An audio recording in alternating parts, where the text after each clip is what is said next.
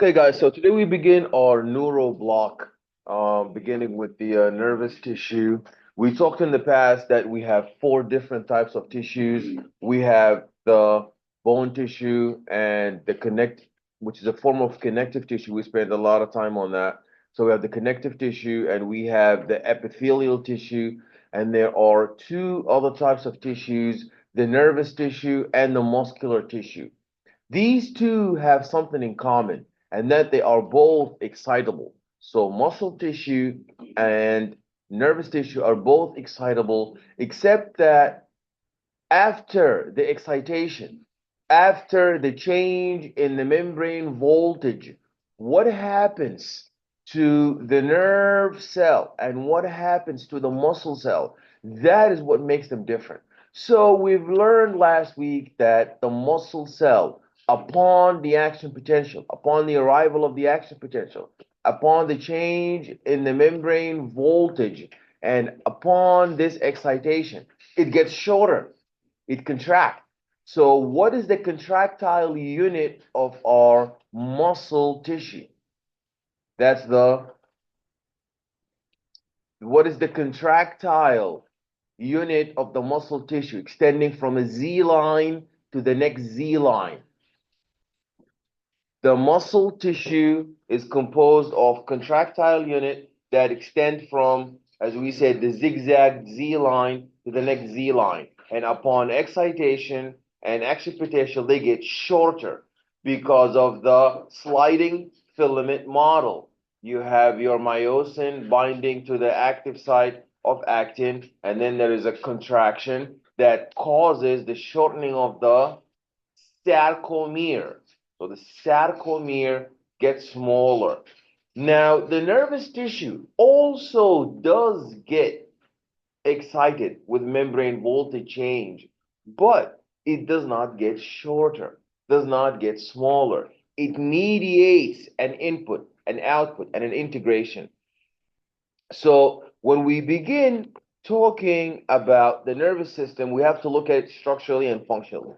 So the endocrine system and the nervous system both are responsible for maintaining homeostasis. So how do we detect that there is an increase in calcium, decrease in potassium, an increase in temperature, drop in temperature, increase in pressure, blood pressure, drop in blood pressure, increase in pH, drop in pH? Who does that? It is the nervous system. See these receptors, mechanoreceptor, thermoreceptor, okay? These carbon dioxide, pH receptors. You have receptors for stretch receptors. So who is detecting all of that? It is your nervous system.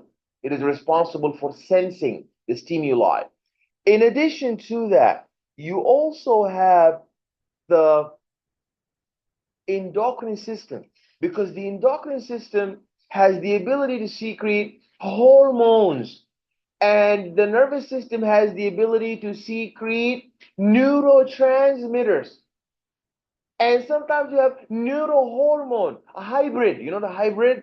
You know, I love the hybrid. You just saw me mix the Powerade with the sparkling water.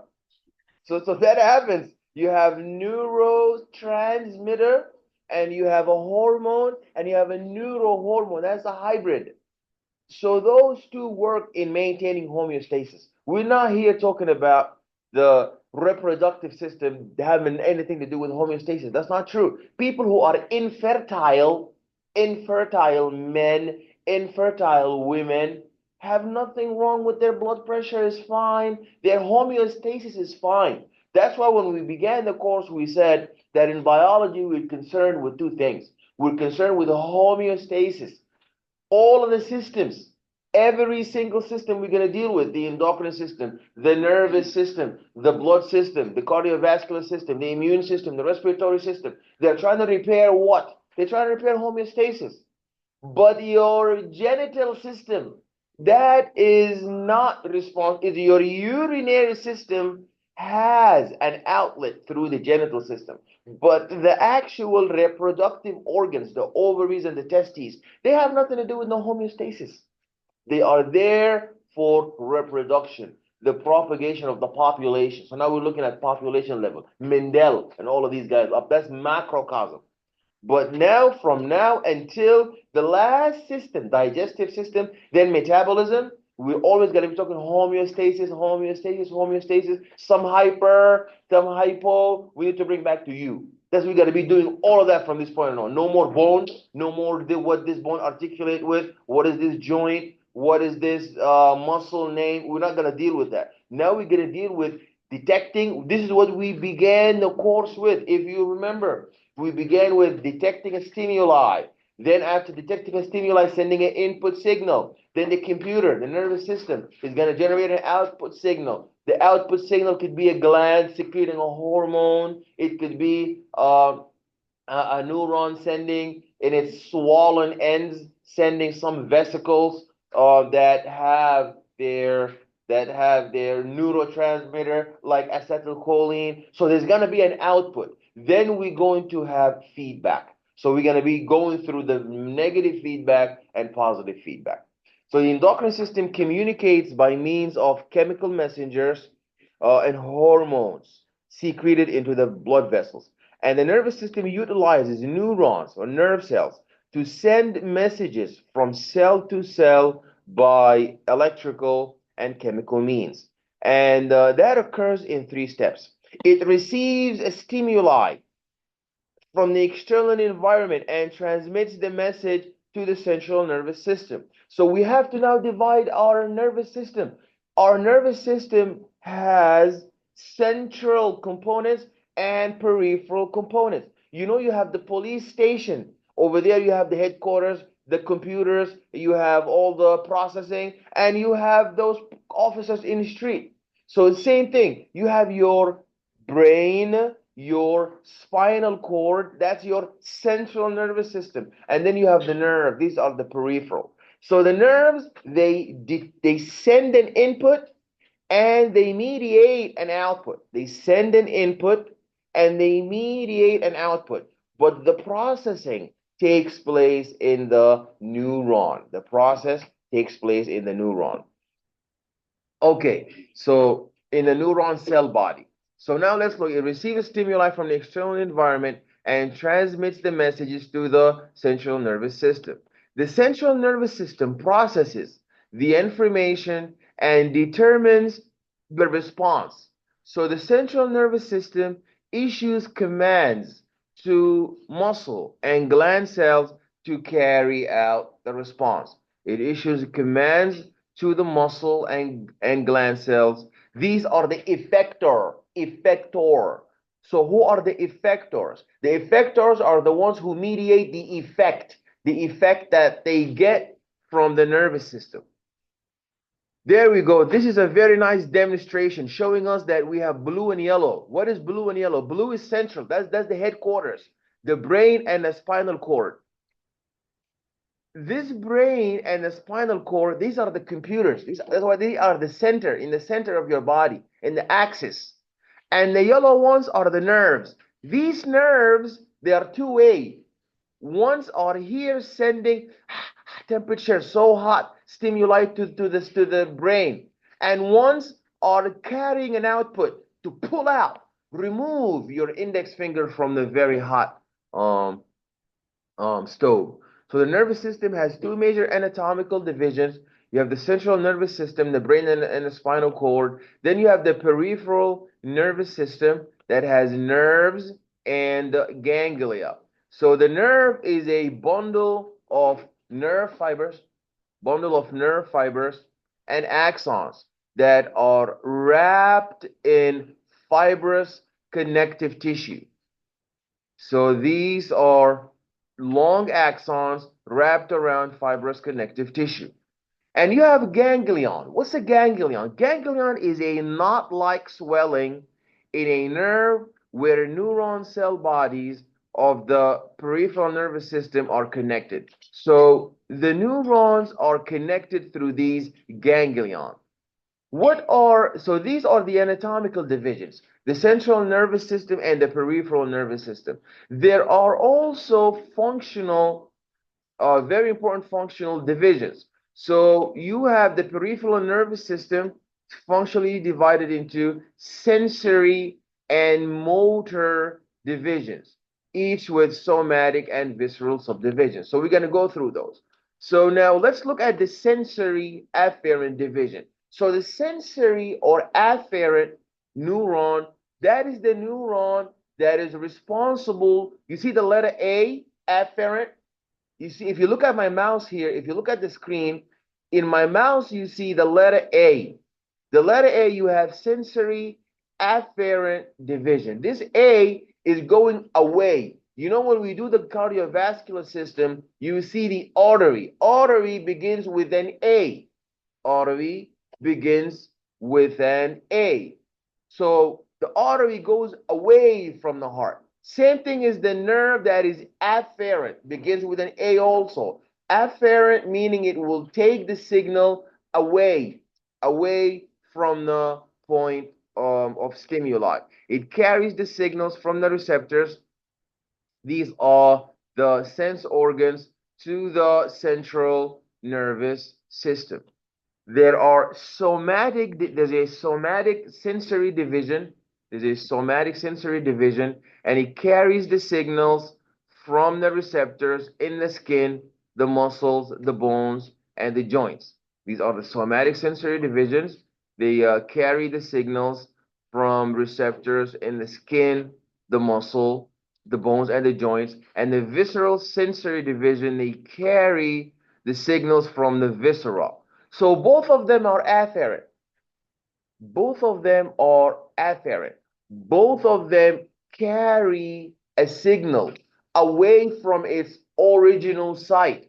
So for example, if you have muscle pain and if you have pain in your index finger, well, both of them are going to be carried with afferent neuron because they begin with A away from the site of the pain. But are they going to be utilizing the same type of neuron when we are discriminating somatic versus visceral? So if you have pain in your bone, if you have pain in your muscle, if you have pain in your joints and skin, it will be carried with afferent neuron, but a somatic. So somatic afferent will carry the signal from joints, as seen here, joints, skin, muscle, and bone. While visceral, which is very simple, viscera, you know, the viscera is the soft tissue, your heart, your pancreas, your abdomen. So all of that, your intestine, all of that is going to be carried with visceral sensory neurons. Now, these are sensory. Sensory, they are calling 911. They are calling the computer. It is too hot. There is pain. It is too cold. There is too much acid. There is too much base. So they are the ones reporting. The sensory are reporting. They are afferent. They are always sending information away from what's happening. There's heat. They send information away from the heat to the center. Too much acid, away from the acid, the blood to the center. And once the information is processed in the center, the output is going to be through not a sensor. We're no longer sensing. We're now enacting. We are now executing a response, an effect. That's why they call it effector. And who's going to tell the effector to do the job? These are your motor. You see, these are your motor efferent. You know why they call the motor neurons efferent? Because they deal with the effector. So when you call 911, you send an afferent signal. You say there is a crime, there is a homicide, there is a robbery, there is an assault. Then when the information gets to the police headquarters, they send an output. The output, they're going to direct the effector, the police, to go and do the effect. So the motor neurons, they do the output. They do the output, they do the effect, and they mediate the effect that will restore homeostasis. So the motor efferent division carries the signals from the central nervous system to the effectors. And glands and muscles that carry out the body response. So the effect is always going to be, please turn that off. There's always going to be an effect that's going to be generated by a gland like the pancreas. Who makes the pancreas secrete the insulin? It is is that a sensation when the pancreas secrete insulin because there's so much sugar? When the pancreas secrete glucagon, when there is too little sugar, is that an example of an output or an input? So remember, motor always target effector. That's why they say effector neurons. These are effector neurons. So the pancreas, is the pancreas a gland? It's a gland. So is it an effector or no? It's an effect because it does the effect of repairing sugar levels. If it's too little, secrete glucagon. If it's too high, secrete insulin. So they mediate the effect. Now, when they mediate that effect, that's an output. So that makes them generating motor efferent because they are effector. So always examine your loop. It's a loop.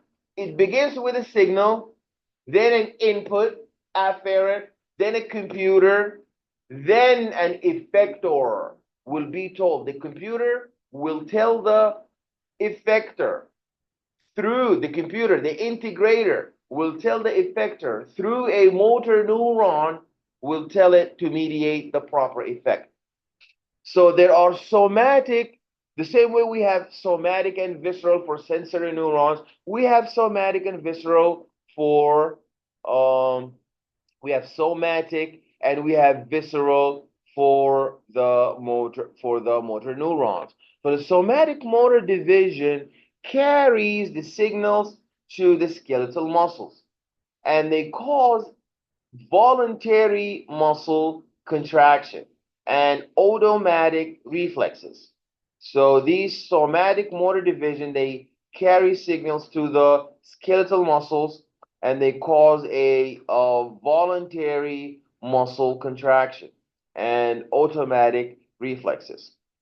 There are visceral motor division. That's the visceral motor division that carries out the motor effect not to the muscle, not to the gland for automatic reflexes, but rather to glands, to cardiac, to muscle tissue where there is no voluntary control. These are called visceral reflexes. So the somatic motor reflexes, when you flex your arm, when you extend the joint, that takes place because of the somatic motor division, while the visceral motor division mediates the responses of the soft tissue, the viscera. Okay, so the sympathetic division of the visceral motor system is when you have autonomic nervous system stimulating. So the sympathetic division of the autonomic nervous system stimulates and prepares the body for action, while the parasympathetic division of the autonomic nervous system has a calming effect on the body. And then we have the enteric nervous system. It is an entire, you know, when you hear plexus, you do the brachial plexus and you do the enteric plexus.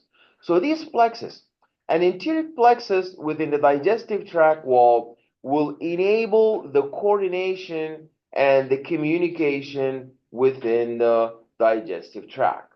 So this enteric plexus within the digestive tract wall will enable the coordination and the communication within the digestive tract.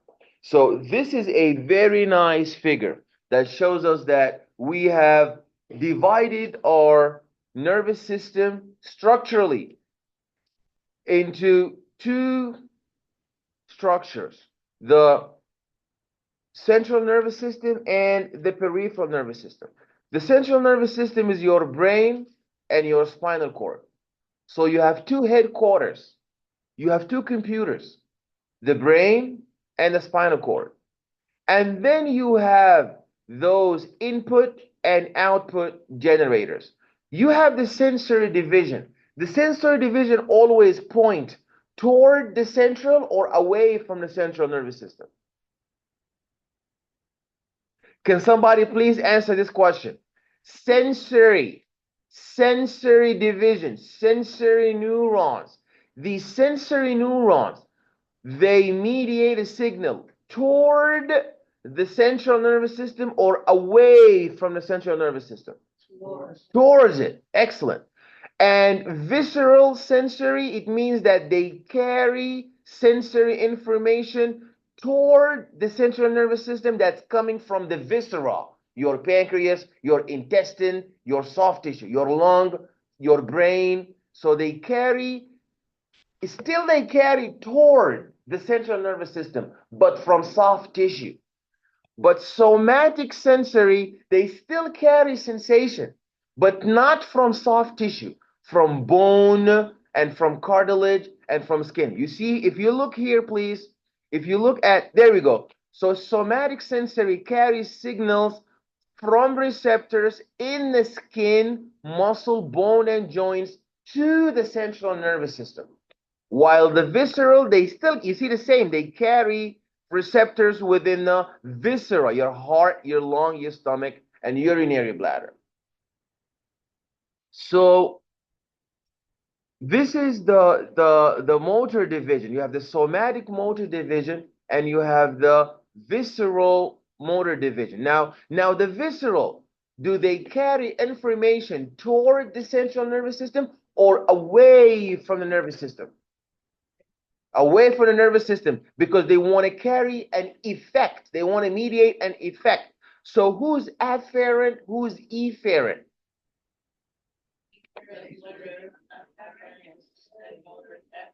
Okay, so is sensory afferent or efferent? Afferent, because it carries away from the stimulus and toward the center. What about the motor division? Is it afferent or efferent? Efferent, because it carries the signal from the center and towards the I'm sorry? No, they carry from the CNS toward the effect. Okay, you touch a hot stove. The pain is gonna go mediate through the peripheral nervous system to the brain. The brain is gonna send an output signal saying, pull it away. So the signal was mediated by efferent. Is it efferent visceral or efferent somatic? Somatic. I'm sorry, afferent. Is it afferent somatic or afferent on visceral? Viscera is my soft tissue, the one I encapsulate with bone. Remember, we said that the safe has money inside it, and your brain is more important than the gold and the diamond and the silver. That's why you have the skull cap, the calvarium. You have this helmet. So everything capped, that's soft tissue.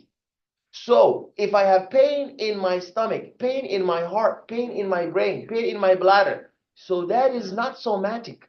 That somatic is muscle, something strong. So if I pain in my muscle, then you know that is carried by efferent somatic. But if it's pain in afferent somatic, but if I have pain in my stomach, that's afferent. Yeah, no, feel Afferent. Yeah, visceral, afferent. Yeah, you're right.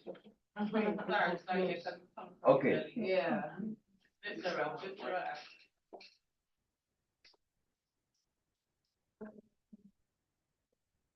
Okay. If I'm carrying a signal toward, I have the computer, and I have an input signal, I have integration, and I have an output. Okay, if I'm carrying a signal toward so this is my signal, this is my stimulus. If I'm carrying information from the stimulus signal to the integration center, so that is away from the signal, that is afferent. Are we in agreement? Afferent. If the output is going from the integration center to correct the signal. That is now going to cause an effect. That's why we call it effector or efferent.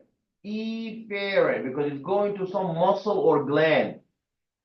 So now, who am I taking the stimulus from? If I'm taking it from muscle or skin or bone, that's going to be somatic or visceral. Somatic. If I'm carrying the signal from soft tissue, my pancreas, my bladder, my brain, is that visceral or somatic? That's visceral. Now, the output. If I'm going to withdraw my finger muscle, my finger, I'm removing it, my bone, I'm removing it, is that going to be an effector motor visceral or effector motor somatic? Yes. And now when I am having a response that is contracting my stomach or my pancreas, squeezing out insulin, is that going to be an efferent motor visceral or efferent motor somatic? Visceral. So now back to our diagram. So that is the visceral motor division. That is the somatic motor division. Now the visceral motor division is divided into 3/3. There is the sympathetic division, and that is fight or flight. That is when you're tense. You're tense. And then you have the parasympathetic division, and that is when rest and digest. So you have sympathetic division, fight or flight, and you have parasympathetic division, rest and digest. And lastly, you have the enteric plexus. The enteric plexus is, you know, when you swallow the food and the food go down your esophagus, you can chew. You control the muscles that move your mandible, the only movable joint in your skull, and you're crushing the food. But once you swallow it, are you the one making it go down into your stomach to the esophagus? No. Who's making the ripple effect? Who's making the wave? You know the waves of propelling the food down? It is the peristalsis, yes. But this peristalsis, like a band, moving the food down like a balloon, you squeezing down the food coming down. What is controlling that? Is your nervous system. That is the enteric plexus. So the enteric plexus is responsible for peristalsis in the esophagus, is responsible for the churning and the squeezing in the stomach, is responsible of all the food moving down the intestine, is responsible even for the defecation reflex, relaxing the sphincters to allow the waste and the fecal matter to release from the rectal canal. So that's all the enteric nervous system. Some people have that problem. They have the absence. It's called the congenital absence of the myenteric plexus. So they have big problem. Even babies, they have big problem with, they have constipation. So they give them a lot of enema. They give them a lot of lubricants. They give them a lot of, the stool softener. But in the end of the day, you can soften it all you want. The electricity is not there. The ripple movement is not there. So it's there, but it's not as much as everybody. So it's gonna take them a lot. So they need to eat really soft food. They need to use stool softeners, and the nervous system it is not congenitally completely absent. It is partially, so it's there, but it's not as everybody else. So they have to be very careful with their food, and they go to the GI all the time. Okay, moving on. So, what are the universal properties of the nervous tissue? So, the nervous tissue, there are 3 properties that allow the neurons to communicate with other cells. That is excitability. Excitability is the ability to generate an input, integrate, and send an output. There's also conductivity. Conductivity is when they produce electrical signals that are conducted to other cells. And then you have secretion. Secretion is when the signal reaches the end of the axon and the neuron secretes a neurotransmitter that stimulates the next cell. So they have the ability to respond to a stimuli. They produce electrical signals that are conducted to other cells, and when the signal reaches the axon, the neuron secretes a neurotransmitter. Where did we see that? Where did we see those three happening? In the muscle tissue? No. We saw that in the neuromuscular junction, in the NMJ. In a neuromuscular junction, you have a neuron swollen end full of vesicles that have ACH, acetylcholine, ACH, acetylcholine, ACH, acetylcholine. Then you have the folds here of your muscle tissue, and you have the receptors within the fold. So action potential would come, then there would be exocytosis, then would be the binding of acetylcholine to these receptors, and that's gonna mediate an action potential down what kind of tubules? The T tubules, and then the T tubules are gonna cause the cisterns, the calcium cisterns inside your sarcoplasmic reticulum to secrete calcium, and then calcium is gonna go and bind troponin, and troponin is gonna drag tropomyosin, exposing the cavity, the active site, where myosin is gonna bind and do that cocking movement and contraction and shortening the sarcomere. So that's what we saw. Excitability, action potential, conductivity, producing electrical signals that are conducted to other cells, and then you have secretion. Secretion is when the signal reaches the end of the axon, and the neuron secretes a neurotransmitter that stimulates the next cell. A neurotransmitter that stimulates the next cell. What are the functional classes? There are three functional classes of neurons. There are sensory neurons and motor neurons, and then there's the interneurons. We talked about the sensory afferent neurons. The sensory afferent neurons, they detect a stimuli, and they transmit the information about them toward the central nervous system. They begin in every organ of the body, and they terminate in the central nervous system. They begin in every organ of the body, and they terminate in the central nervous system, because they gotta connect, they gotta make the call. They have to go, they always point to the integrator, the central nervous system. Then there is the interneurons. Interneurons receive the signals from other neurons. They process this information and make resulting decisions. They receive the signals from other neurons, and they process this information and they make resulting decisions.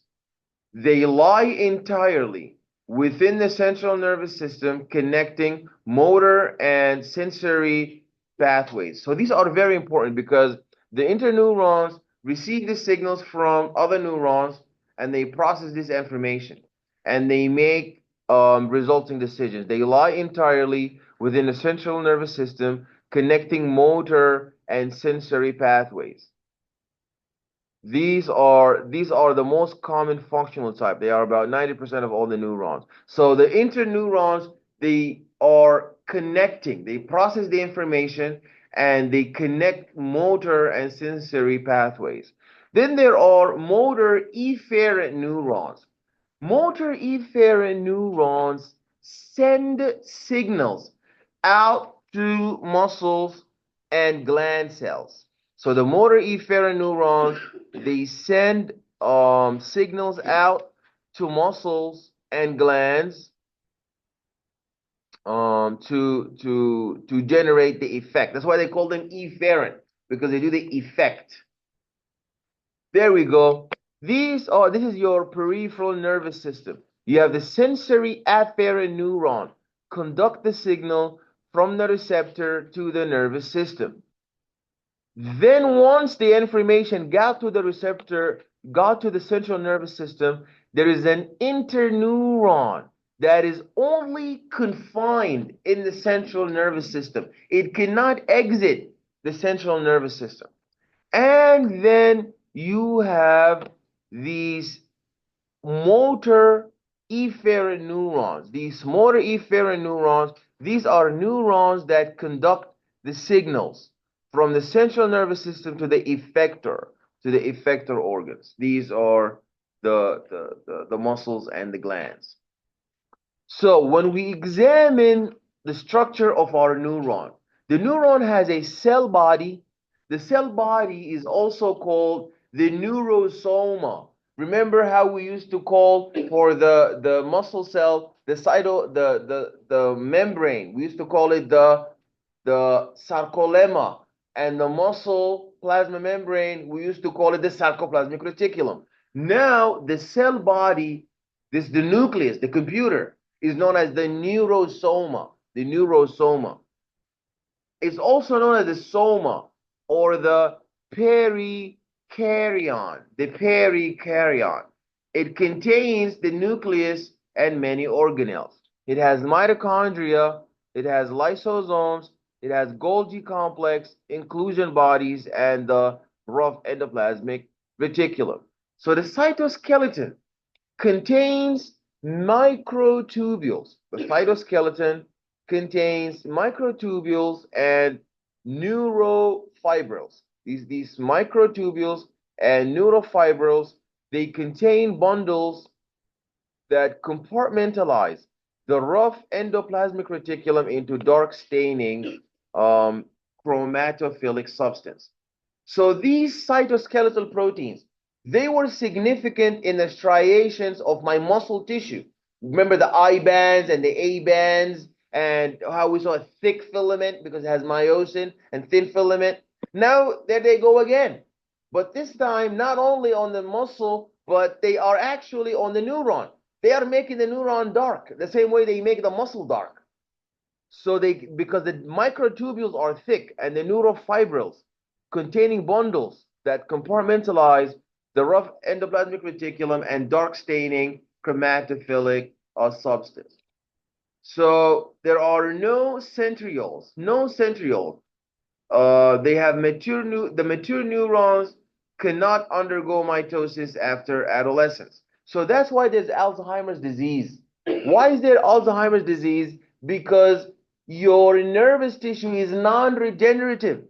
We said in the past that we have, what is the cell division cycle comprised of? The cell division cycle is comprised of two phases. The first phase is known as interphase, and the second phase is known as mitosis. Then each one of them is divided into phases. So interphase is divided into G1 and S and G2, while mitosis is divided into prophase, prometaphase, then metaphase, then anaphase, then telophase, then cytokinesis.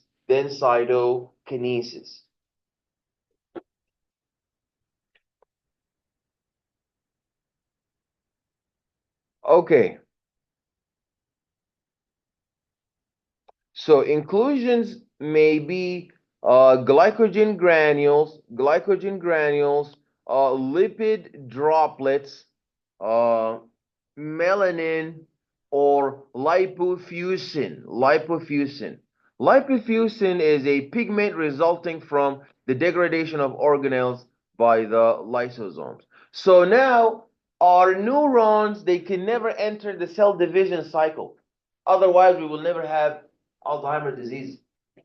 So some tissue is regenerative, like your skin. Skin tissue can, if it's injured, it can regenerate. Your skeletal tissue can regenerate. That's why it's got a lot of nuclei. We saw that last week. But your nerve tissue cannot regenerate. That's why, if you're asked on the exam, do we see a lot of centrioles in the muscle tissue? Of course, because the muscle tissue need to divide. How are you going to divide with no centrioles? What the centrioles do? The centrioles, if the cell want to enter the cell cycle, they migrate to the two poles like that. Then after that, they send in this direction. In this direction, they're microtubules to attach to the chromosomes. That's the first phase. The next phase, these centrioles, they're gonna pull in the opposite direction. They're going to pull in the opposite direction. They're gonna pull in the opposite direction all of your chromosomes, and that's how you're gonna have the two cells splitting. So these centrioles are important. They send the microtubule that way to touch the kinetochore and then pluck it off from the other. So it moves in one direction and back. That's the centriole. So we need that for cell division. Now, in non-regenerative tissue that does not divide, does not enter the cell cycle, does not do mitosis, does it make sense it has centriole? It doesn't make sense. That's why the nerve tissue that is non-regenerative, doesn't enter the cell cycle, has no centriole. Is this a surprise? Is that a surprise? Is it a surprise? Yes. Neuroplasticity is the ability of your neurons to be as excellently communicated with each other. They have the ability to extend these their dendrites and communicate. It's just a property of communication. So the same way you train your muscle. So the more you train the muscle hypertrophies. Your neurons, the more you stimulate them, the more you study. When you study, it's like you're working out your brain. So that's why in the gym you see the guys working out the skeletal tissue, but the brain is not working out. So their mind is like a 10-year-old because they don't study, they don't do math, they don't do physics, they don't do critical thinking, so they don't have neuroplasticity. So neuroplasticity is when your brain is, women naturally have better neuroplasticity than men. When you look in the brain, the two thoughts, you look at the right and left brain, there is more interneurons connecting right and left brain in a woman brain than a man. So for us, it takes a long time. We boys, we grow slowly. But women, they grow fast and they think very, very, and they organize really well because they have a lot of interneurons between the right and the left brain. And that's for the baby. But they take care of the baby. That helps them with that. We don't have to take care of our baby. That's why our brain is not that good. Okay? So that's what plasticity. So when you stimulate your mind, my dad is old, but he always calculate math when he do his bills. He don't use a calculator. So he always calculate math. Now his mind, all his friends retired. God bless him, many of them died. But him, he was in the military, so he exercised. His skeletal tissue is very good, and he always read the papers. Always, he's doing the math, calculating the bills with his mind, or maybe a pen, no calculator. So that is the plasticity. Okay, the ability of your neurons to integrate and communicate and make connection, making connections and being able to, and these fissures in your brain, the more cuts you have, it shows that your brain is active. But people who are just sleeping, lazy, yeah. So like neuroplasticity is more hypertrophy than the cell. No. Neuroplasticity is not hypertrophy. Hypertrophy is when glycogen starts to inflate. So when you work out so much, your muscle tissue is gonna say, "I'm so weak, I'm gonna get torn up because he's lifting so many dumbbells." So now your body is gonna start taking sugar. That's why they say somebody who has high blood sugar work out. So now the muscle is gonna take sugar from the blood, dropping sugar blood volume, and putting it inside the muscle, storing it as glycogen. But your brain is not gonna do that. How does it, the neuroplasticity happen? It's not regenerating and it's not going inside.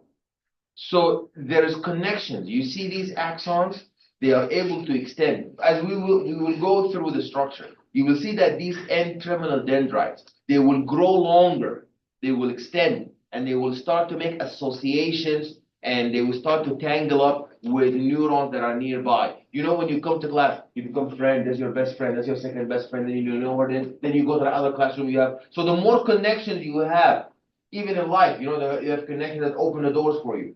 That's neuroplasticity is the ability of your neurons to be malleable and have communications with far neurons. You know, some neurons are only in the prefrontal cortex. Some neurons are only in the occipital. But some of them start communicating. Now you have a neuron that is in the occipital lobe communicating with a neuron that is all the way in the frontal cortex. That's excellent.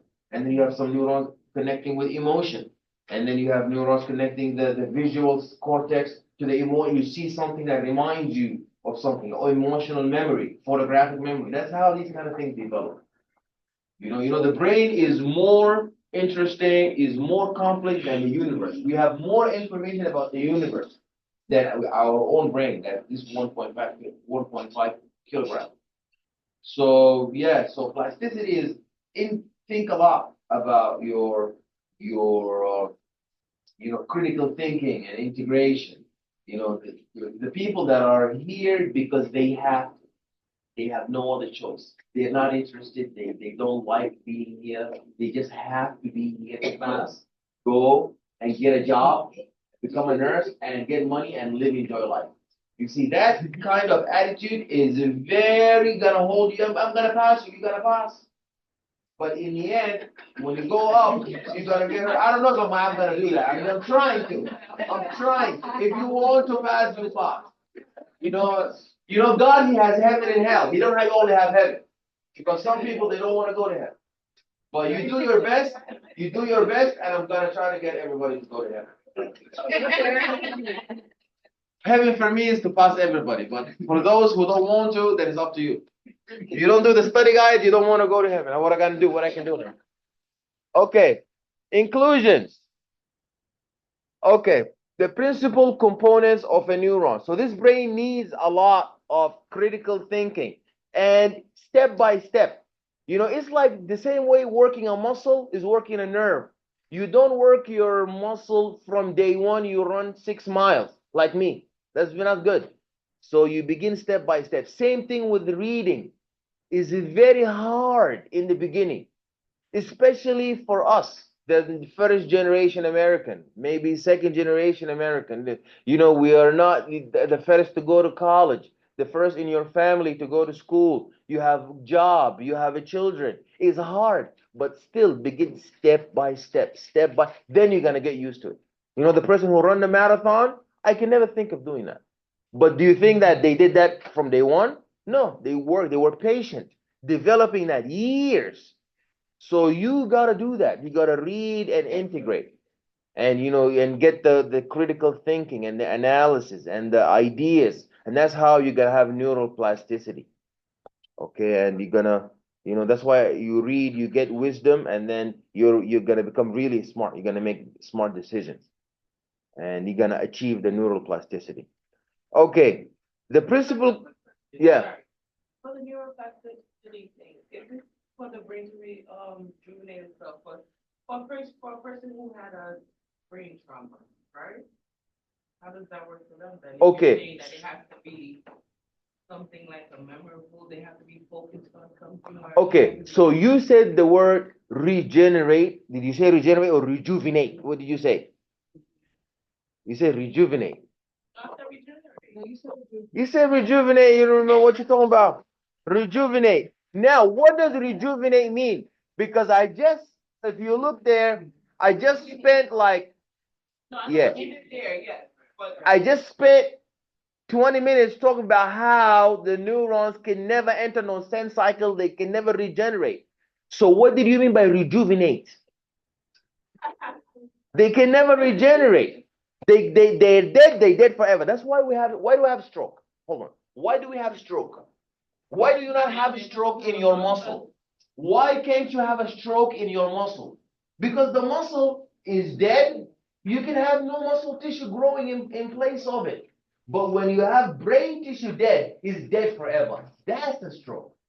So the nerve tissue can never regenerate. It can never rejuvenate. It can never do that. It just, you gotta take care of it, and you're gonna like maintain it, do like maintenance, like train it with neuroplasticity. I think there was an app about 10 years ago. It's called neuroplasticity, and telling you like do these math games and play like asking you. Do you remember something like that coming? I remember that was Is like that the eye, the symbol is like an eye or something with a brain? something like that. So it's called neuroplasticity, and you have to track. Okay, that's a part of it, but the brain's gonna take a lot more than math.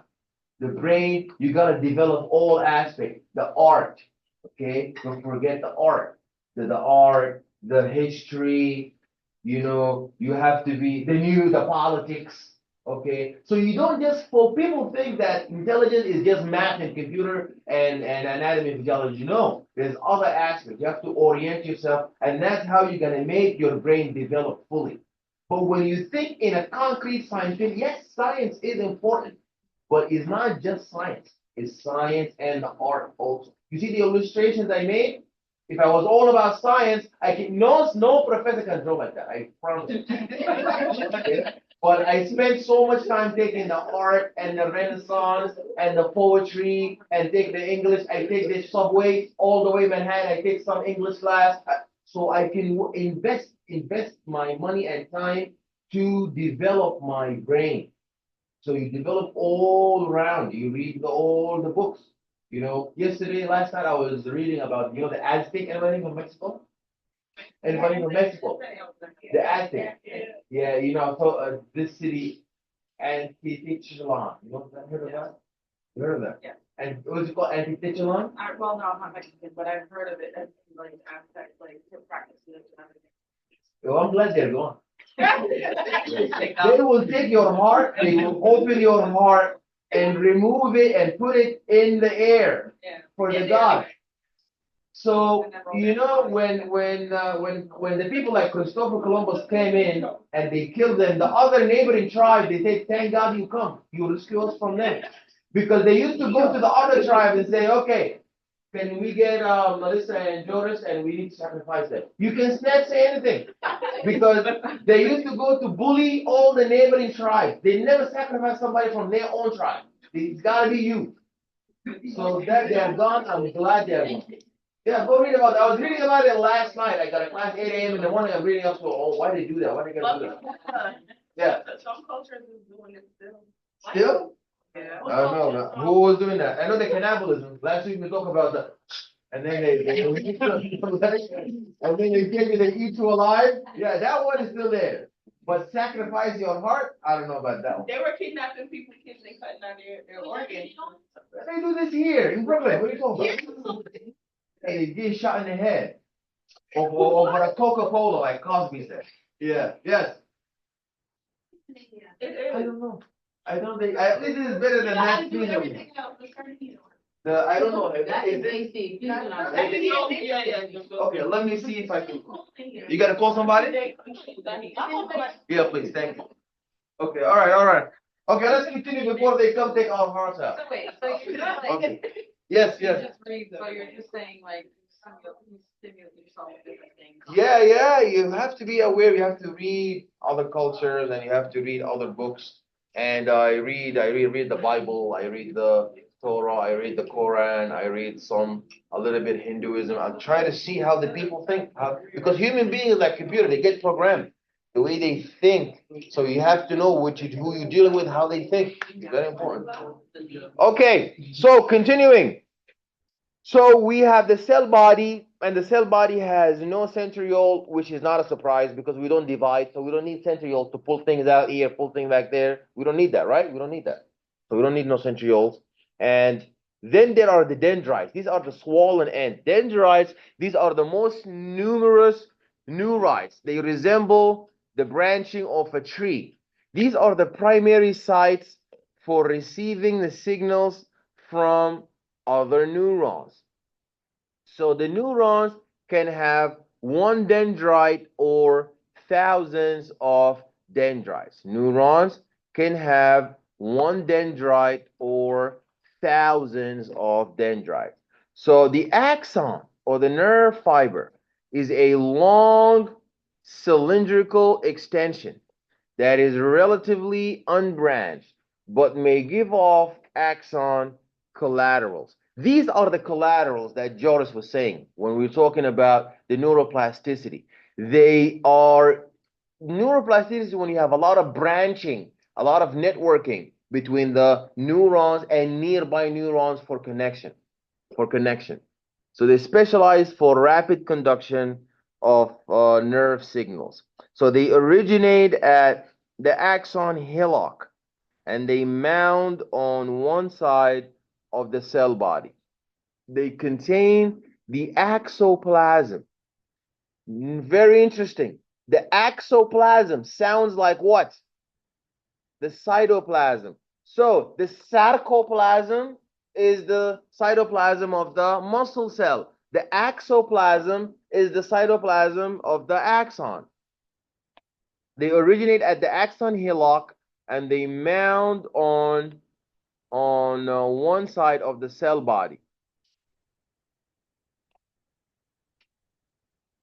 They contain axoplasm, and it is cytoplasm, and its membrane is known as the axolemma. Huh, how interesting. Axolemma, sarcolemma, axolemma, sarcoplasm, axoplasm. And at its end, an axon branches profusely. This is known as the arborization. This is known as terminal arborization. So each branch of arborization ends in a bulbous axon terminal. This is known as the terminal bouton, which forms a synapse with the next cell. A neuron never has more than one axon, and some neurons have none. So a neuron never has more than one axon, and some neurons have no axons.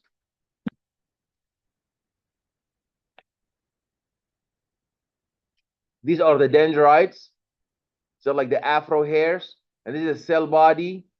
This is the cell body, and that is the nucleus, and inside is the nucleolus, and then you have the axon hillock. This axon hillock is very important. It is around the cell body. Then you have this really long axon, and around it, this is the direction of transmission, going from the dendrites to so the dendrites are bringing the afferent or efferent. And here, the dendrites, they are bringing into, this is the computer, the circle, the nucleus. That's the computer. So they are bringing afferent. The dendrites are bringing afferent information that's going to get processed here, and it's going to get sent out through the axon. You see the arrow? So now it's going to get sent out. These are the collaterals. You see they branch out.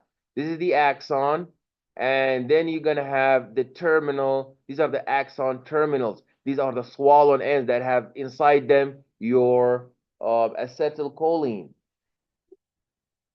Thank you, Hiram. Oh, he's where's the heat at? Yeah, it just turned on. Okay, so now do you guys see the axoplasm? This is the myelin sheath. You see the myelin sheath, and this is the Schwann cell has a nucleus, and there's a neurolemma, and this is the axolemma. That's the plasma membrane of the axon, and this is the axoplasm, the cytoplasm inside. And so what's the importance of this myelin? You see the myelin sheath? What's the covering? This is this plastic casing. This is not plastic, that's fiber. This fibrous casing. What is this called? Yeah, the myelin sheath. Why is it important? It speeds up the action. How? It's an insulator too. Yeah, it's for protection and speeding up the action potential. How? Because imagine the action potential has to go here. If you look in my mouse, if we go like this, is it faster to go down this line, or is it faster to jump up like that? They jump. So that's what they do. Imagine there's fire here. and you wanna rescue a baby from this fire, does it make sense to pass the baby from one firefighter to the next, to the next, to the next, or throw the baby from 1 to 5 to 10 to 15 to 20? Yeah. This is how. Actually, that's the example that I insist on giving because that's my professor when I first learned it, when I was taking, yeah, that's the example he gave, and it stuck to my head. And I like the example. And when I say it, and I say the students say, "Ooh, oh no, oh my God," I just keep saying it all the time. Yeah, because that's the example he used. Yeah, he was a great professor, and he helped me get into the masters. Yeah, he wrote me. They said, "Oh, his GPA, not this." He said, "No, but he's good. He's trying hard. Just take him." And then after I graduated, they said, "You gave us all the hard time in the world. If it wasn't for Marvin, you wouldn't be here." I was like, really?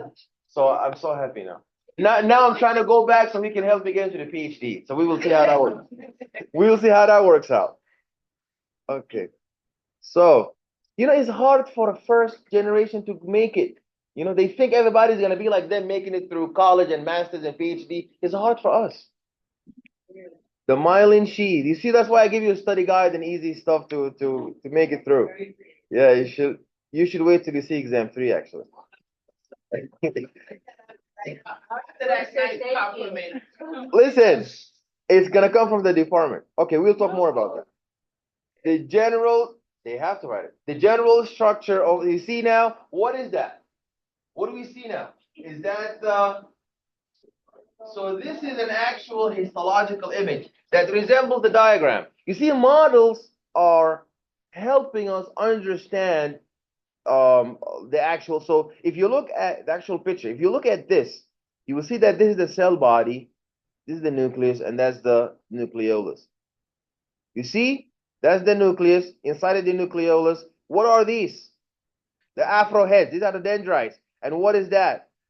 The axons. Where is the information coming from? Here to here or from here down here? Yeah, very good. So this is going to the efferent that's coming from the afferent.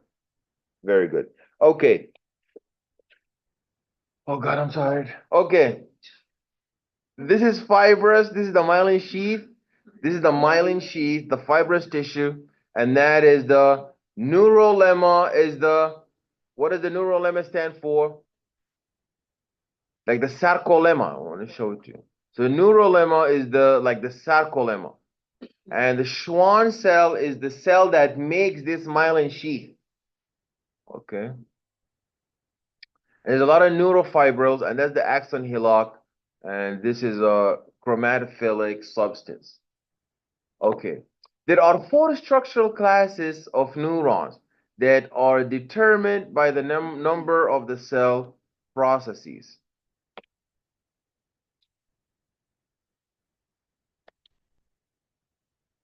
There are multipolar neurons. So these multipolar neurons, you'd have one axon and multiple dendrites. Most common type in the body, and these are the most neurons in the central nervous system. These are multipolar. They have a lot of afroheads. They have multiple dendrites and one axon.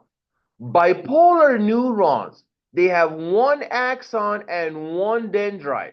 They have one axon and one dendrite. Examples, these are your olfactory. Olfactory is for smelling. These are your olfactory cells and some neurons of your retina, and sensory neurons of the ear.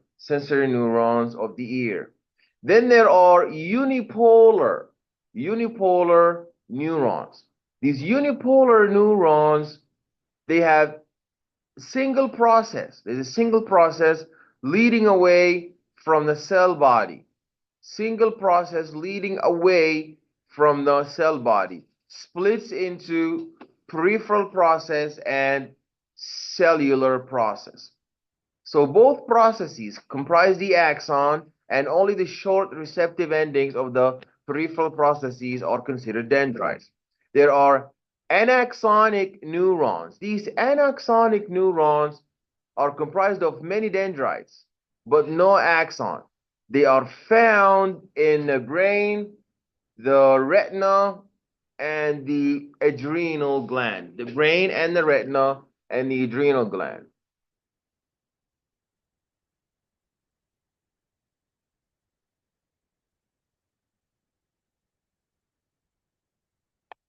You see, these are the dendrites. These are dendritic spines. These are multipolar. Multipolar, they have many dendrites. You see, multipolar, one axon, multiple dendrites. One axon. You see, one axon. This one axon and multiple dendrites. Now, bipolar neurons. Bipolar neurons have one axon and one dendrite. You see, they have one axon and one dendrite. That's one axon, and that is a one dendrite. How can you tell if you have a picture like this and there's no labeling, how can you tell which one is the axon, which one is the dendrite? I can turn it upside down. Remember the axon hillock? Yeah, You see the axon hillock. You see this one. This axon hillock, like a triangle, a big triangle. Always the axon come out of the axon hillock. So if you look here, I know it's a little hard. If you look here, where is the axon hillock? Is this axon hillock or is this axon hillock? no. So that's the axon, and these are dendrites. Now, if you look down here, do you see the axon hillock? That's the axon hillock. And if you look here, where is the axon hillock? You see, that's the axon hillock. That's the axon hillock. No. The axon, you think this could be an axon? No. This one has got many branches. The axon is one, always one coming out the axon hillock. You can never have multiple coming out the axon hillock. This is not a hillock. This is a hillock. If you look at here, you have multiple coming out. That's not a hillock. Here you have one, but it has branches. That's not an axon. An axon is a one single long piece coming out the hillock. So now let's look at here. Compare this to this. Which one is broader? Is this one broad or this one broad? So that's the hillock. That's the hillock. Now let's look at here. This one is broad and one long piece. This one is broad, but there's another bulb here. This is not an axon. This is dendrite. So always look at the triangle and a long piece. This is a triangle, but that's small, is not as big as this one. That's a thick one. Okay, so these are bipolar. They have two axons. They have one axon and they have one dendrite. So the bipolar, they have one axon and one dendrite. One axon and one dendrite. You cannot have two axons on both sides. That's not a neuron. A neuron has to have dendrite, afroheads. Then you gotta have the head, the brain. Then you gotta have an axon. Now let's look at this. These are unipolar neurons. In unipolar neurons, they are a single process leading away from the cell body that's split into peripheral process and central process. So look at here. You have, this is your cell body and it's split into two processes. One is a peripheral process and one is a central process. And that's the axon. You see, that's the axon hillock. And then you have a very long axon that is divided into peripheral process and central process. So all you need to know that is the unipolar. It's unipolar. While here is anaxonic neuron. So an anaxonic neuron, it has many dendrites. That's why they call it anaxonic, because it has no axon. It is found in the brain, the retina, and the adrenal gland. Yes. If there's no axon, it doesn't involve like function. So if it doesn't have an axon, that means the distance is so short. They are so tightly close to each other. So the information flows out from the center into the dendrites and the nearby. Why do we need a long axon? We need a long axon like a motor unit to go from the spinal cord up to your leg. So that shows you, that's an example of an interneuron. So an interneuron is connecting here, is connecting like this. Is connecting. You see this interneuron? Is connecting within the central nervous system.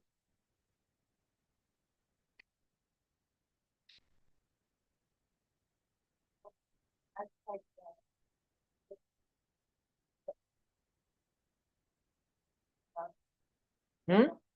I can hear you. that's like. It is a mediator. It mediates from sensory to motor. You understand? It mediates from sensory to motor. So it's the job, that's why they call it the interneuron. So it doesn't need long axon. It's just a mediator.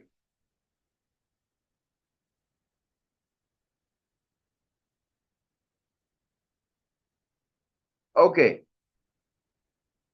Now we have axonal transport. In axonal transport, you have two-way passage of materials along an axon. So some materials like enzymes and ion channels are made in the cell, made in the cell body. They must be transported to the axon and the terminal.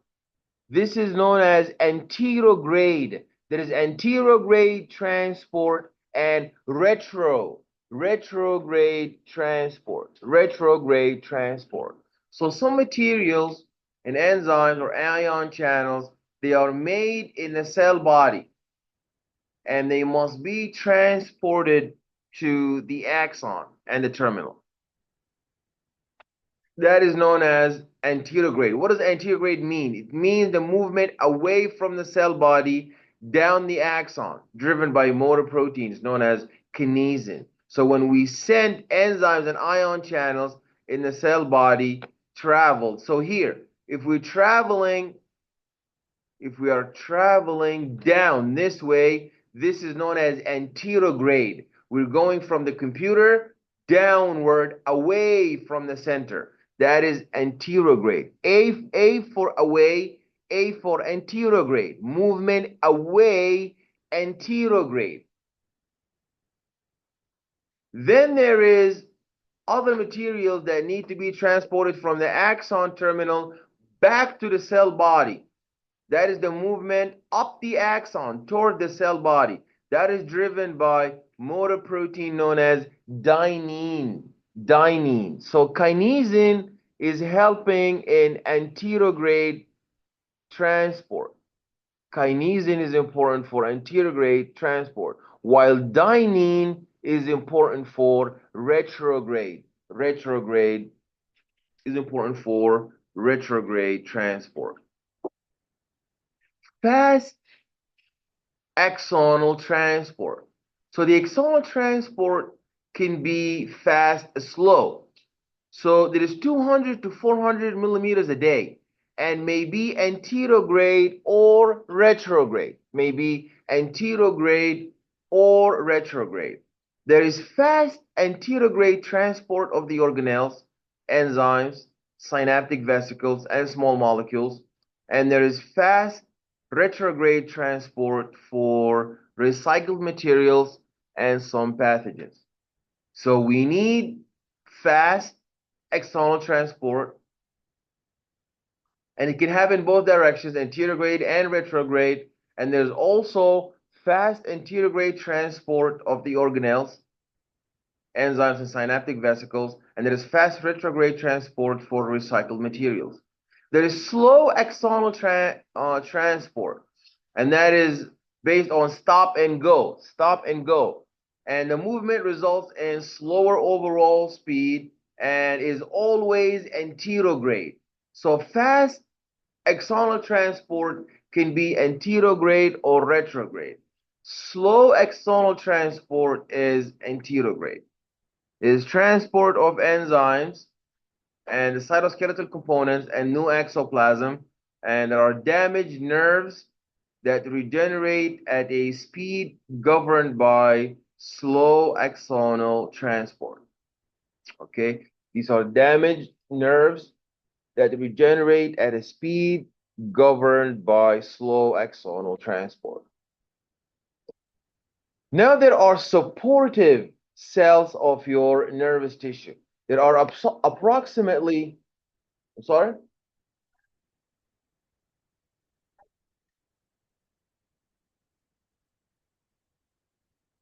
Like you said, they'll never.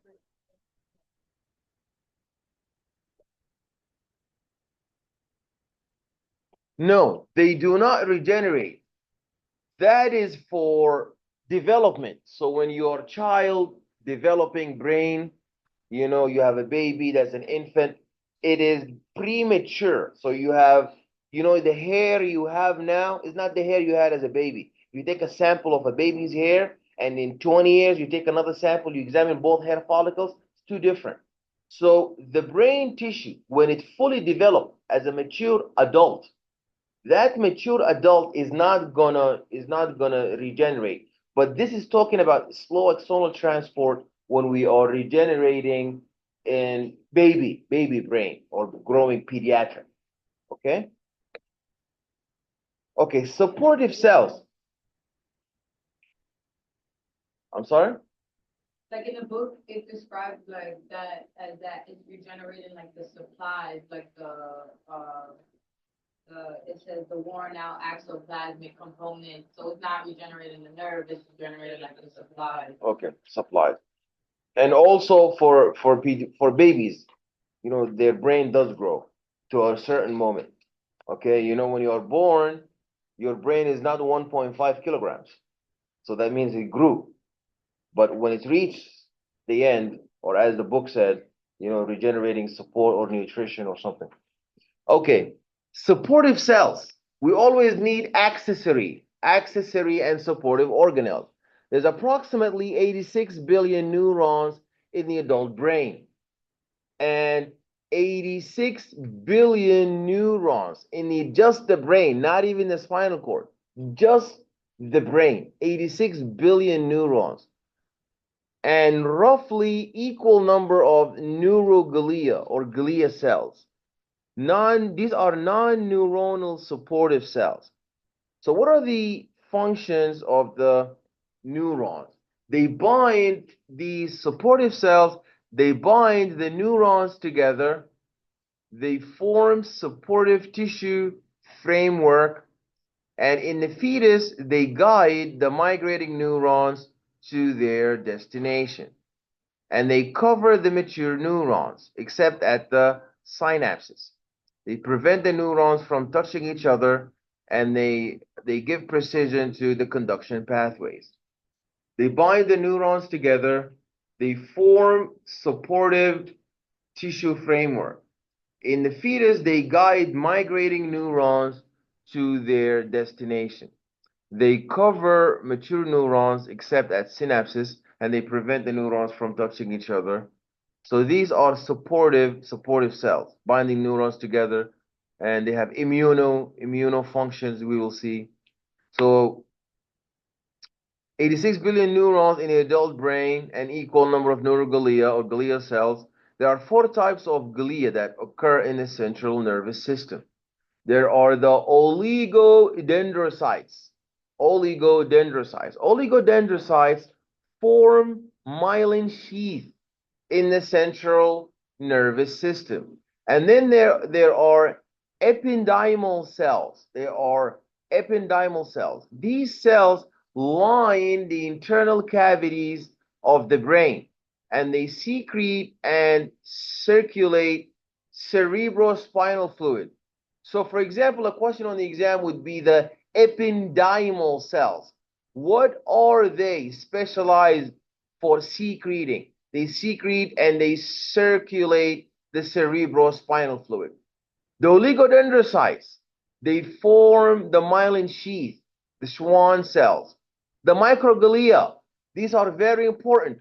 These microglia are important for engulfing the debris, providing defense against the pathogens. and there are astrocytes. Astrocytes are the most abundant type, wide variety of functions, and they provide framework for nervous tissue and extensions known as they have perivascular feet. They contact the capillaries and they stimulate the formation of the blood-brain barrier. These are the astrocytes. They look like star astrocyte. They provide the framework for the nervous tissue and extensions known as perivascular feet, and they contact the capillaries and they stimulate the formation of the blood-brain barrier. And they adjust the blood flow and they supply the neurons with lactate for energy. They secrete nerve growth factors. They influence synaptic signaling, and they regulate the composition of tissue fluid. They form scar tissue when neurons are damaged, a process called astrocytosis or sclerosis. So you see, these are your astrocytes. They are very important because they provide the framework for the nerve tissue extensions known as the perivascular feet. They contact the capillaries and they stimulate the formation of the blood-brain barrier. They adjust the blood flow and they supply the neurons with lactate for energy, and they secrete the nerve growth factors. They influence synaptic signaling, regulate the composition of the tissue fluid, and they form scar tissue when neurons are damaged. So you see, when neurons are damaged, they do not heal by regeneration, they heal by scar tissue formation, and a process called astrocytosis or sclerosis. Okay. So that shows us the myelin axon. These are the oligodendrocytes. These are the ones who make the myelin sheath. These are your neurons. These are the microglia. These are your microglia. These are the macrophages that perform immune actions. And then you have your astrocytes. The remaining types are peripheral glial cells. These are peripheral glial cells. They are found only in peripheral systems. So there are two types. There are Schwann cells or neurolimocytes. Schwann cells or neurolimocytes. They envelop the axons of the peripheral nervous system and they form myelin sheaths and they assist in the regeneration of the damaged fibers. There are also satellite cells. Satellite cells surround the nerve cell bodies in the ganglia of the peripheral nervous tissue. So these glia are supportive and they are very important. And some glia are only found in the peripheral nervous system. So we have some glia that are found in the central nervous system and other glia that are found only in the peripheral nervous system, like the Schwann cells. Schwann cells or neurolimocytes, they envelop the axons of the peripheral nervous system. They form myelin sheath and they assist in the regeneration of the damaged fibers. Satellite cells surround the nerve cell bodies in the ganglia of the peripheral nervous tissue. It's very important to know the Schwann cells. They envelop the axons of the peripheral nervous system. They form myelin sheath. So what's the difference between a Schwann cell and an oligodendrocyte? The oligodendrocyte is found in the central nervous system. They do the same thing that the Schwann cells would do, but they do not do it in the peripheral nervous system. They do it in the central nervous system. They call them oligodendrocytes. But the Schwann cells, they do it in the peripheral nervous system. Excellent. What about satellite cells? They are out in space. Satellite cells. They surround the nerve cell bodies in the ganglia of the peripheral nervous tissue. They provide insulation around the cell body and they regulate the chemical environment. So they surround the nerve cell bodies in the ganglia of the peripheral nervous system, and they provide insulation around the cell body, and they regulate the chemical environment. So, glial cells and brain tumors.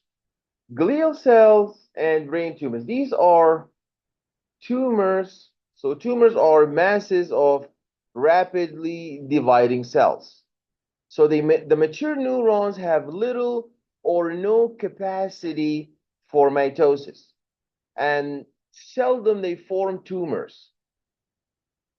So, brain tumors arise from the meninges, and these are your protective membranes of the central nervous system. You know, the meninges are, they say the dura mater, like the strong mother, and then there's the arachnoid mater, that is the spider like mother, and then there is the pia mater, that's the soft mother. So, which one do you think is most intimately touching your brain and your spinal cord? Do you think it's the soft mother, the pia mater, or the strong mother, the dura mater?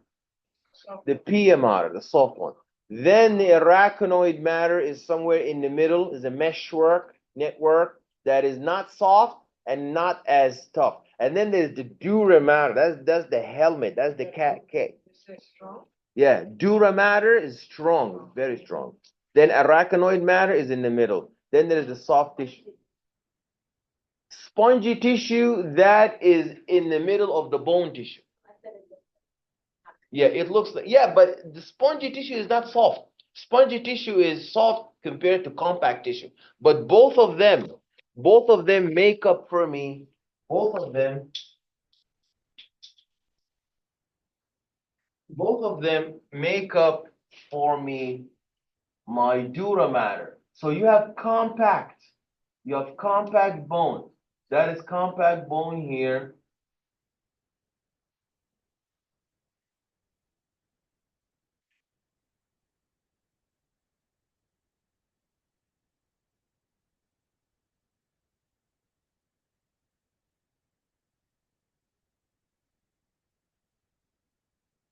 So that is compact bone. That is compact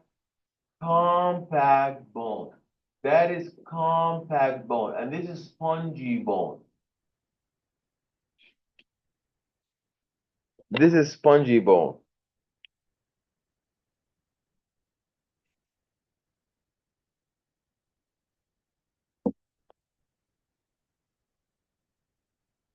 So that is your dura mater, made up of both spongy porous bone and the bone that is a compact bone. So gliomas are tumors of the glial cells. And so glial cells are metastasis from non-neural tumors so brain tumor can happen in the meninges. Brain tumors could be metastasis from non-neural tumors in other organs. So some organ has cancer spread to the brain. Glial cells that are mitotically active throughout life. And then you have gliomas. Gliomas are tumors of glial cells, and they grow rapidly and are highly malignant. They are tumors of glial cells that grow rapidly and highly malignant. There is a blood-brain barrier, so the blood-brain barrier decreases the effectiveness of the chemotherapy, and the treatment consists of radiation or surgery. So you see the tumor, that's the tumor. And the blood-brain barrier makes it hard to get the tissue. The myelin sheath is a spiral layer of insulation around the axon. It is formed by Schwann cells in the peripheral nervous system, oligodendrocytes in the central nervous system, and the sheath consists of the plasma membrane of these cells, and it is 20% protein and 80% lipid. So it's formed by Schwann cells in the peripheral nervous system and oligodendrocytes in the central nervous system. The production of the sheath is called myelination. The production of the sheath is called myelination. It begins during the fetal development and proceeds rapidly during infancy. So it begins during the fetal development and proceeds rapidly during the infancy and adolescence. Myelination in the peripheral nervous system. A Schwann cell spirals repeatedly around a small section of a single axon. So you see myelination in the in the peripheral nervous system. So a Schwann cell spirals repeatedly around a small section of a single axon. We've seen that. It lays down as many as 100 layers of its membrane with no cytoplasm between the layers. These layers are the myelin sheath. There's a neurolemma. The neurolemma is a thick outermost coil. It contains Schwann cell nucleus and most of its cytoplasm. External to the neurolemma is the basal lamina and the endoneurium, which is a thin layer of fibrous connective tissue. This is the nucleus. This is the axon. See the axon. That's the Schwann cell. And it wraps around until you have your endoneurium. That's like the endomysium. Remember the endomysium from last week? That's the sheath that is around the muscle fiber. That's the endomysium.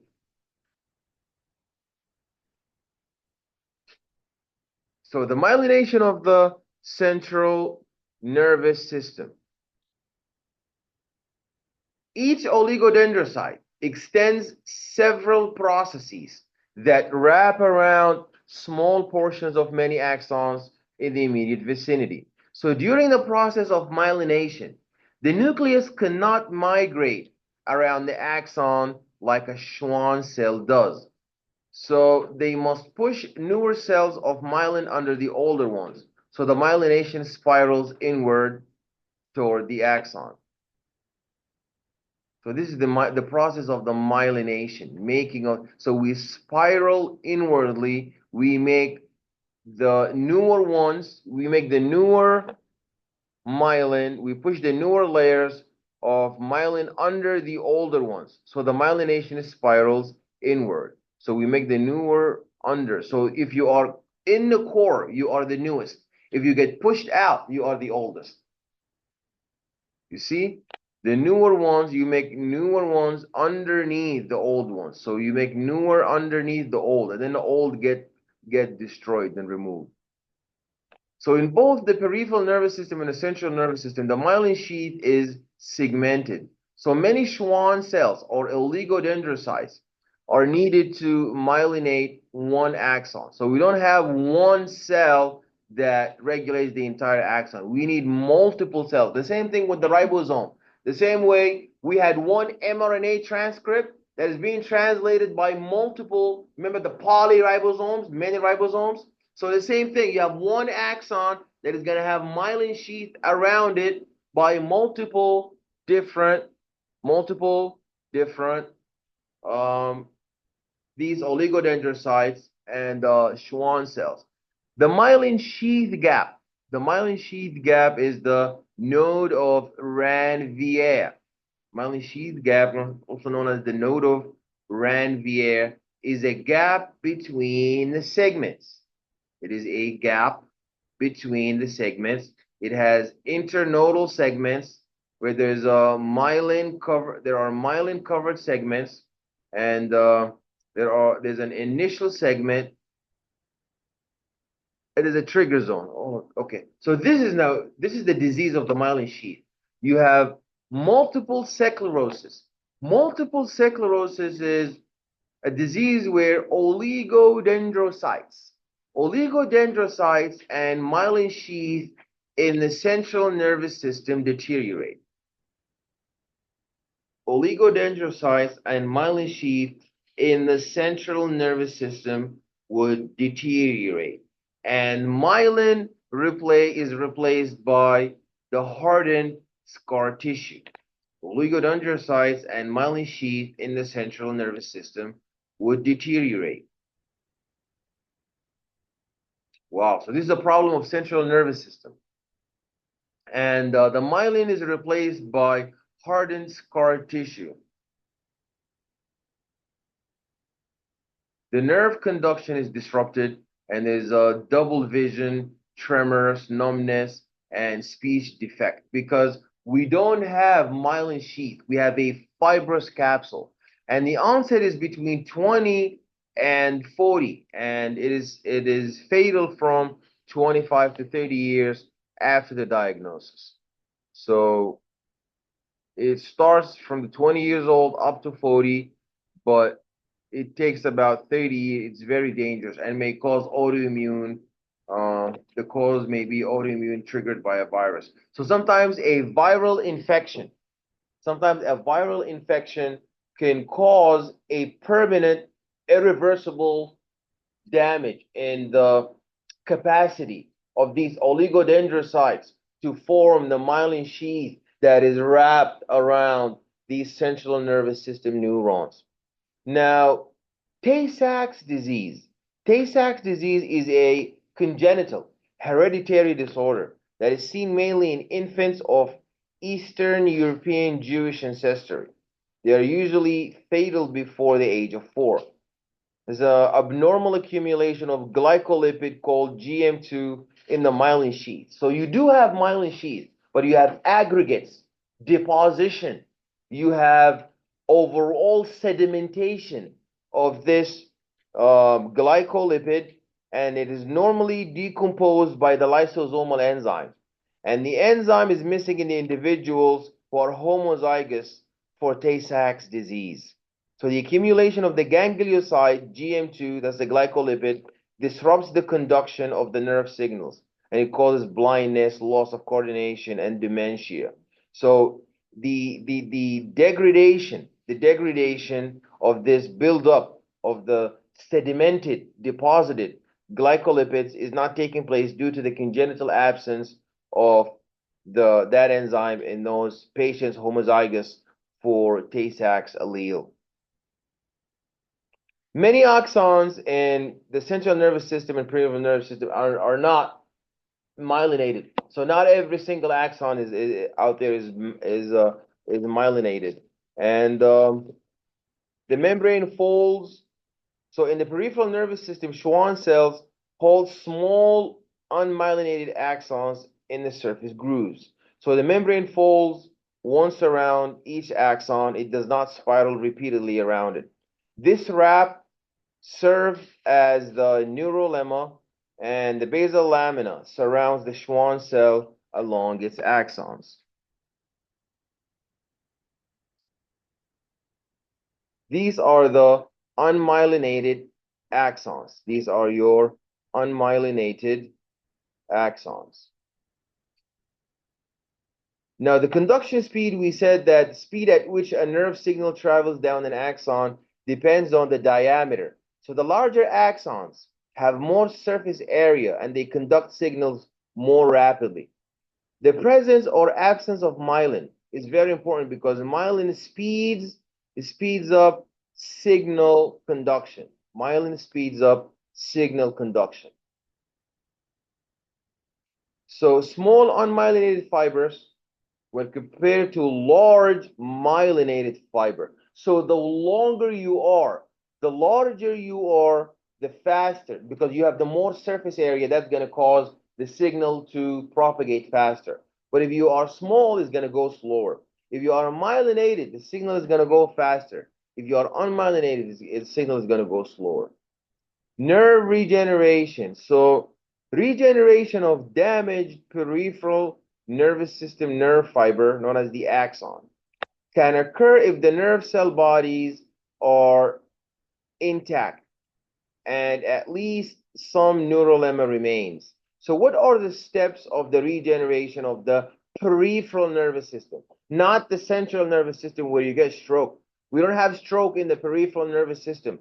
We do not have a stroke in our output, our efferent neurons, or our input efferent neurons. We have the stroke in the computer, in your central nervous system. And these are the cells that don't have the capacity to regenerate. But the nerve tissue that is in the peripheral nervous system has some rudimentary amount ability to regenerate. So the steps of the regeneration are the axon distal to the injury. The axon that is distal to the injury would degenerate, and the macrophages would chop up and remove the tissue. The cell body would swell. The cell body is going to swell, and the endoplasmic reticulum is going to break up, and the nucleus would move off the center. There are changes due to the loss of the nerve growth factor from the target cell. The axon would stump, the axon stump sprouts multiple growth processes, and the Schwann cell neural lemma in the neurium and the basal laminiform a regeneration tube. So once the contact is reestablished with the original target, the neurosoma shrinks and returns to its original appearance. So the nucleus would return to the normal shape, and the atrophied muscle fibers would regrow. Regeneration is not fast, nor is it perfect or always possible. So there is slow regrowth, and some axons would connect with the wrong muscles. So that shows us the first step. You have your normal axon, and the normal axon is going to extend its foot processes to stimulate the muscle tissue, the neuromuscular junction. If there is an imminent trauma to the axon, macrophages are going to come and remove all the necrotic debris, remove all of this necrotic debris in the injured axon. The next step, there would be degeneration of the severed axon. You see, this is the severed axon. It's going to remove. Only the part that is close to the cell body is going to stay. All of this is going to remove. Then there is early regeneration. So there's going to be a build up to make up for all the parts that are lost. Okay. We're going to take a break in 15 minutes and come back at 11. So when we look at the electrophysiology, electrophysiology of our neurons, the neural communication is based on electrical potentials and currents. Electrical potentials and currents. The electrical potential represents the difference in concentration of charged particles between one point and the other. So the type of potential energy that is measured in volts under some conditions can produce a current. So the electric potential, the neural communication is based on electrical potential. So the electrical potential represents the difference in the concentration of charged particles between one point and another. So the type of potential energy measured in volts under some conditions can produce a current. So a current is a flow of charged particles from one point to another.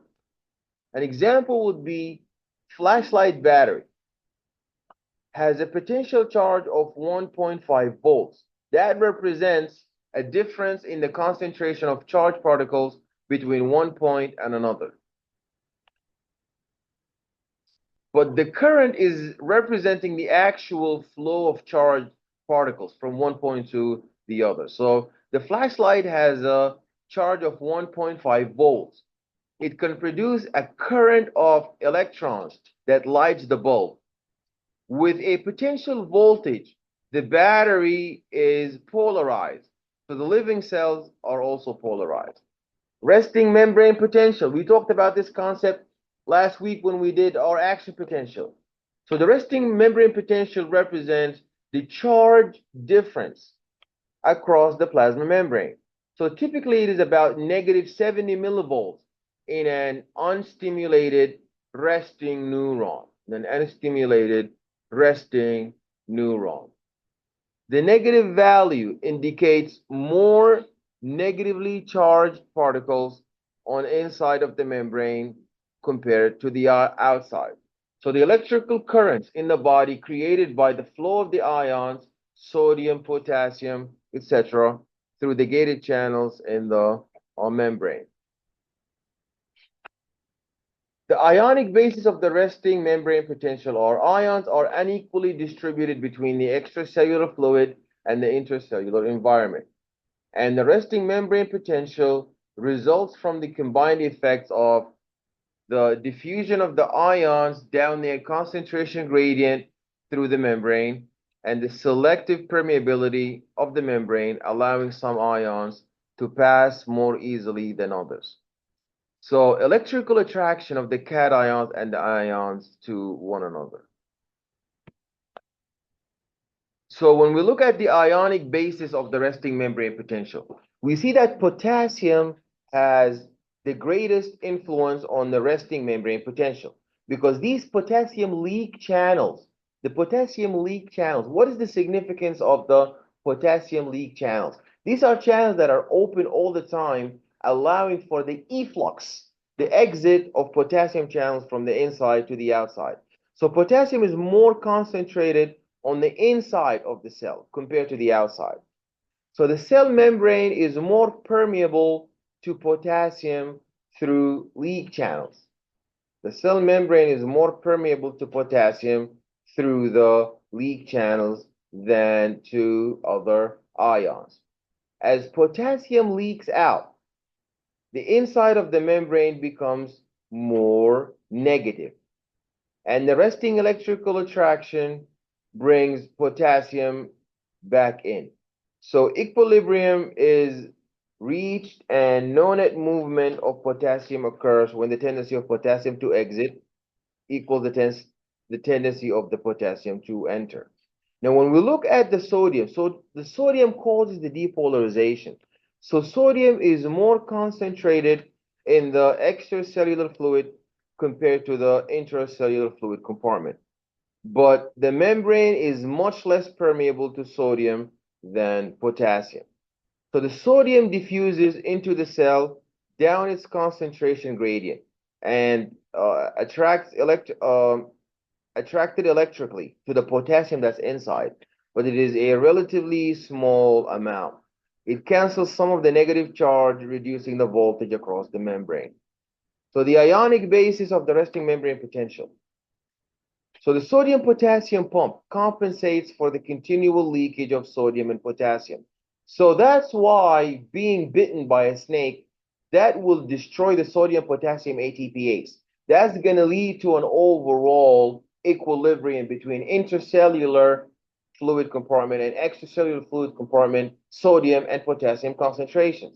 So a dead person, if you take a sample of the extracellular fluid from a dead person and a sample from the intercellular fluid of a dead person, and you look at potassium concentration and sodium concentration, they will be equal. But for us, they will not be equal. You will see more potassium on the inside than the outside, and more sodium on the outside than the inside. Why is that? Yeah, we need it, but why is it happening? What's causing it?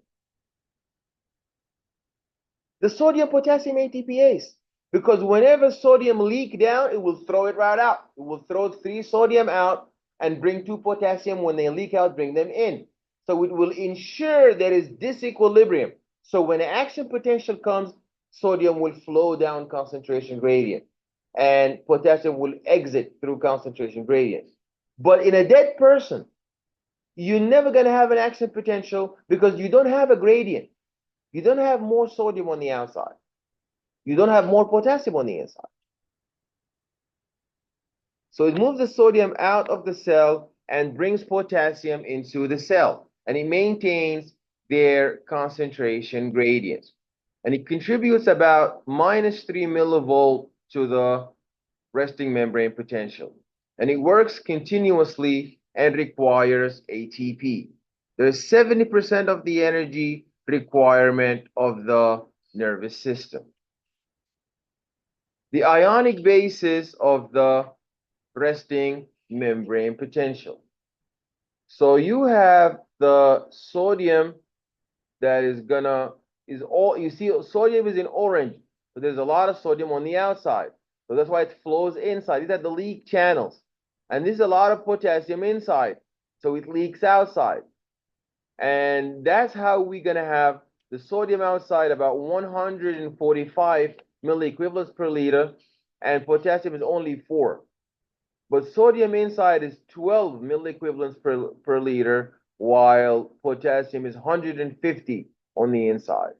So potassium is 150 on the inside, 4 on the outside, while sodium 145 on the outside and 12 on the inside.